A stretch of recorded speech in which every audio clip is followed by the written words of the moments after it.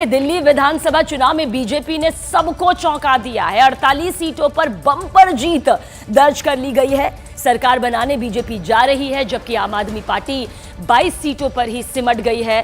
अब बड़ा सवाल ये उठ रहा है कि क्या सीएम फेस पर राजस्थान, छत्तीसगढ़ और मध्य प्रदेश की तरह ही बीजेपी दिल्ली में भी सरप्राइज यहां पर देगी। चुनावी नतीजे आने के बाद अब दिल्ली वासी ये जानने के लिए बेहद उत्सुक है कि बीजेपी की तरफ से आखिर कौन दिल्ली की सत्ता पर काबिज होगा, कमान संभालेगा बतौर मुख्यमंत्री। सीएम के संभावित नामों की लिस्ट में टॉप पर परवेश वर्मा का नाम है, जिन्होंने इन चुनावों में नई दिल्ली से अरविंद केजरीवाल को करारी शिकस्त दी है। तो वहीं इनके अलावा भी कई नाम हैं जो इस वक्त दिल्ली के मुख्यमंत्री की रेस में आगे चल रहे हैं।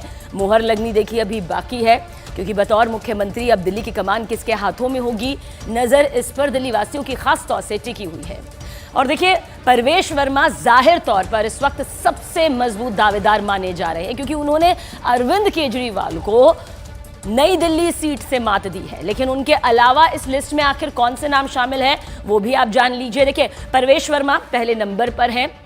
इसके अलावा मोहन सिंह बिष्ट, इनका नाम भी दावेदार के तौर पर आगे चल रहा है। आशीष सूद भी इसी में है। सतीश उपाध्याय, रेखा गुप्ता, विजेंद्र गुप्ता, मनोज तिवारी, वीरेंद्र सचदेवा, मंजिंदर सिरसा, ये वो संभावित नाम बताए जा रहे हैं जो कि दिल्ली के मुख्यमंत्री के तौर पर कमान संभालेंगे, या फिर किसका पत्ता कटेगा और कौन इस रेस पर सबसे आगे आएगा। अभी फिलहाल आधिकारिक तौर पर मुहर नहीं लगी है, मुहर लगनी बाकी है। लेकिन इन चेहरों में किसका दावा मजबूत है और कौन इस रेस में किस वजह से शामिल है, वो भी आपको यहां पर जानना चाहिए। देखिए, परवेश वर्मा अरविंद केजरीवाल को उन्हीं की सीट से इन्होंने मात दी है, तो जाहिर सी बात है दिल्ली के पूर्व मुख्यमंत्री और आम आदमी पार्टी के संयोजक को मात दी है, इसलिए पहला नाम यहां पर परवेश वर्मा का सामने आता है। वहीं पर जाट वोटर पर इनका बड़ा प्रभाव भी है। हरियाणा, पश्चिम यूपी में अच्छा खासा दबदबा भी है, 2 बार के सांसद भी है। और देखिए, वीरेंद्र सचदेवा दिल्ली बीजेपी के अध्यक्ष, साथ ही संघ और संगठन में मजबूत पकड़ इनकी हमेशा से रही और मानी भी जाती है। नेतृत्व में दिल्ली का चुनाव इन्होंने यहां पर जीता है, इन्हीं का नेतृत्व यहां पर रहा है। अब मनोज तिवारी का जिक्र करें तो लोकसभा चुनाव यहां पर उन्होंने जीते हैं, और साथ ही टीम मोदी के साथ एक अच्छी ट्यूनिंग भी देखने को मिलती है। दिल्ली के मुद्दे क्या हैं, किस तरह से पक्ष विपक्ष को लेकर वार पलटवार करना है, इसमें भी माहिर माने जाते रहेंगे। साथ ही दिल्ली में बड़ा पूर्वांचली चेहरा है।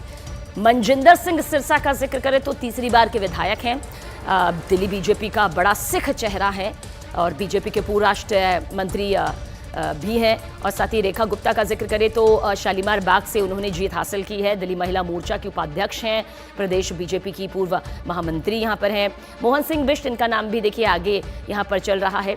और मुस्लिम बहुल सीट मुस्तफाबाद में जीत इन्होंने हासिल की है। ऐसे में बताया जा रहा है कि दोनों ही पक्षों के साथ इनकी अच्छी तालमेल है। 6 बार के विधायक हैं, एक लंबा राजनीतिक करियर कहा जा सकता है। संघ और संगठन में एक मजबूत पकड़ नजर आती है। साथ ही विजेंद्र गुप्ता, जो कि बीजेपी का वैश्य चेहरा है और पूर्व दिल्ली बीजेपी अध्यक्ष यहाँ पर है। दिल्ली में 2 बार के नेता विपक्ष की भूमिका निभा चुके हैं। साथ ही सतीश उपाध्याय बीजेपी का ब्राह्मण चेहरा है, दिल्ली बीजेपी के पूर्व अध्यक्ष की भूमिका भी निभा चुके हैं। प्रशासनिक अनुभव भी अच्छा खासा है, संघ के बेहद करीबी माने जाते हैं। आशीष सूद का नाम भी आगे चल रहा है, दिल्ली बीजेपी का पंजाबी चेहरा है। दिल्ली बीजेपी के पूर्व महासचिव की भूमिका भी इन्होंने निभाई है।